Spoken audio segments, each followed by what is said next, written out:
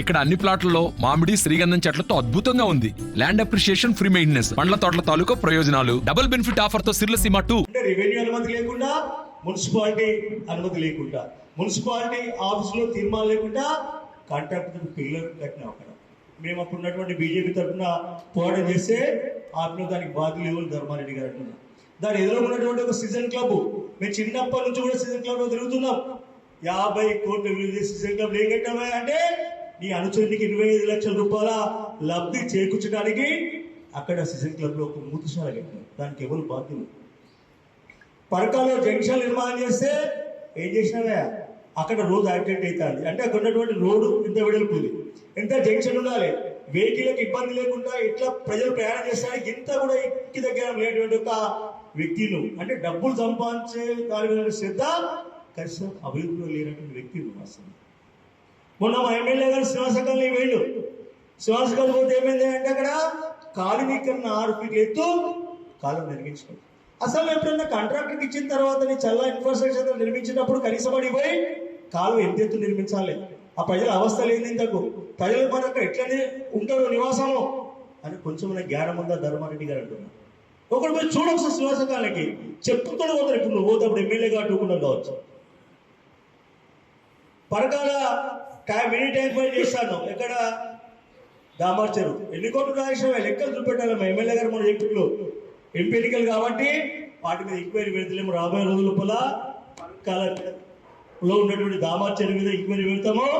ఆ యొక్క బిల్లులకు వ్యతిరేకంగా అసంబద్ధంగా ఏమన్నా విడ్రా అయితే వాటిని మేము తప్పనిసరిగా చర్యలు తీసుకుంటామని చెప్పింది.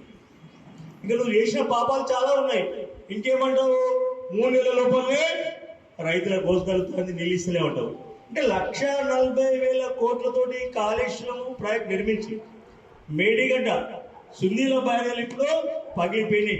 అందులో నీళ్లు 1 టీఎంసీ ఉన్నా కొట్టుకుపోయి కింద గ్రామాలు కొట్టుకుపోయేటట్టున్నాయి. ధర్మారెడ్డి తరఫున పుష్కూలకు వెళ్తామా ఎంబడి పడతారు బ్యాడ్కి పరకాల టౌన్లో మీ కొట్లేసినారు.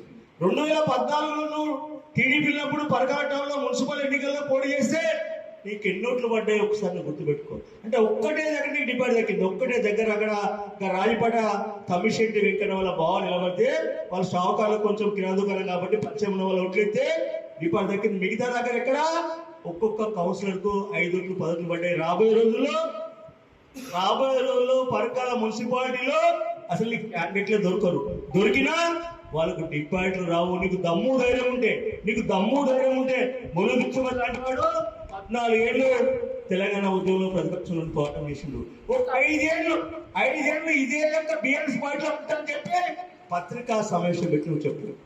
ఒకవేళ బీఆర్ఎస్ పార్టీ మారి నేను బీజేపీకో మళ్ళీ కాంగ్రెస్ కో వస్తే నేను చెప్పుకుంటూ చెప్తున్నాను. చెప్తావా దమ్ముగా? నేను లేదు. ఎందుకంటే నువ్వు ఎట్లా మారుతావు నాకు తెలుసు. ఎందుకంటే అటనా పోవాలి, తప్పుడు రక్షించడానికి బీజేపీ కన్నా పోవాలి. ఇప్పుడు పెండింగ్ బిల్లు తీసుకోవడానికి మా రేవంత్ రెడ్డి మా కాంగ్రెస్ లో కాలు మొక్కనా మా పార్టీ చెప్పు. మా విలేకరుల సమస్య పెట్టి ఉంటానా? నేను మోగోండా 5 ఏళ్ళు అదే పార్టీలో ఉంటా, నా కార్యకర్తలను కాపాడుకుంటా, ఎన్నికల్లో నిలబడతా, సర్పంచ్లను గెలిపిస్తా, ఎంపీసీలను గెలిపిస్తా, మున్సిపాలిటీ మీద జెండా ఎత్తా అని చెప్పు. సర్పంచ్ మొన్న మా పార్టీలో కలిసి అడిగితే ఎన్ని రావాలి తమ్ముడు కృష్ణ అంటే 50 లక్షలు రావాలి బిల్లు. ఏ ప్రభుత్వం చేసిన పనులు? బీఎస్ ప్రభుత్వం చేసిన. అంటే ఒక్కొక్క సర్పంచ్కి 50 లక్షల బిల్లులు రావాలి. మా ఎల్ఐపల్లి సర్పంచ్ కృష్ణ నాలుగు గుమస్తా పనిచేసిన పిల్లవాడు ఎంత రావాలి? సహకారం ఏమన్నాడు? 80 లక్షల రూపాయలు రావాలి. ఎవరు ఇవ్వాలి పైసలు? అంటే ఈ ప్రభుత్వం ఇవ్వాలి. నువ్వు మొత్తం పైసలు తీసుకపోయి డబ్బులు వచ్చాక కాలుష్య బిల్లులు కట్టి పర్సెంటేజ్ తీసుకుంటావు.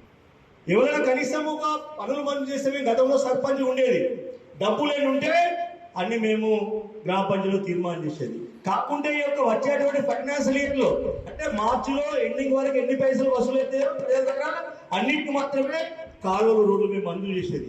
కానీ ఈ ప్రభుత్వం ఏం చేసింది అంటే నువ్వు సంవత్సరానికి నువ్వు చేసేటువంటి వచ్చే నిధులు ఎంత అంటే ఖర్చులకు పోను, భత్యాలకు పోను, జీతాలకు పోను, ప్రజా సంక్షేమ పథకాలు పోను, మిగిలేది 20 నుంచి 25 వేల కోట్లు మాత్రమే మిగులుతాయి. కానీ నువ్వేం చేసినావుగా 2 లక్షల కోట్ల రూపాయలు ప్రజలు మంజూరు చేసినావు. నీకు ఇష్టం ఉన్నది చేసినావు. అంటే హుజరాబాద్ ఎన్నికల 500 కోట్ల వాళ్ళు మంజూరు చేస్తే బిల్లు రాక ఇప్పటికి కూడా అక్కడ ఏడుస్తాను. ఎవరు? హుజరాబాద్ నీ యొక్క కండక్ట్ చేసినటువంటి బిల్లు యజమాని. మరిన్ని వీడియోస్ కోసం ఛానల్ ని సబ్స్క్రైబ్ చేయండి, లేటెస్ట్ అప్డేట్స్ కోసం వాట్సాప్ ఛానల్ ని ఫాలో చేయండి అండ్ లింక్ డిస్క్రిప్షన్ లో ఉంది.